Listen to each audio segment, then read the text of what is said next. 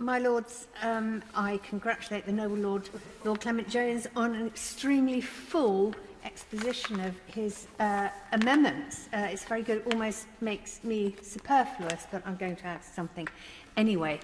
Now, the noble Lord the Minister is leaving, but perhaps I could just say to him, the government appears to really want to get this excruciatingly poor bill through before prorogation. And if it's going to do that, please could it accept some of the more sensible amendments so that the bill actually contains some useful stuff that we can all use as politicians to actually make the whole process much fairer.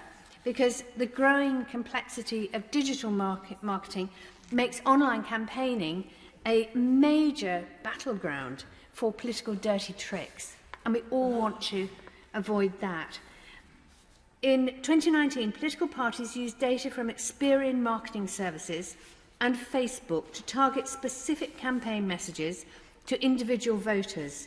They also use Facebook services which allow advertisers to find similar customers to an existing group of customers, which allows targeting by age, location, interests, likes, and a whole host of other personal data.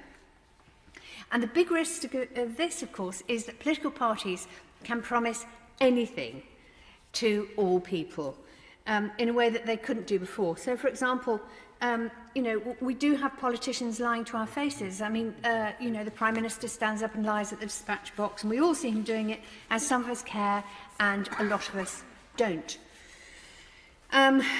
But at least, we can see it and it's happening.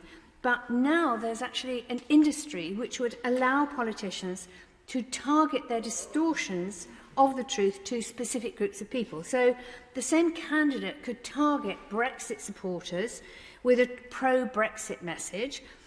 The same candidate could target Remain supporters with an anti-Brexit message, and everyone else with a message saying Brexit is all a waste of time and we should be getting on with more important things.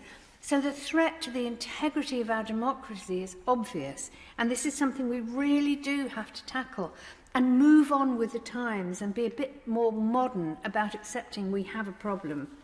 There's a real risk that whichever party uses dodgy digital marketing in the most egregious and misleading ways will be most likely to win an election. We are at risk of a digital arms race where truth and integrity are impediments to getting elected.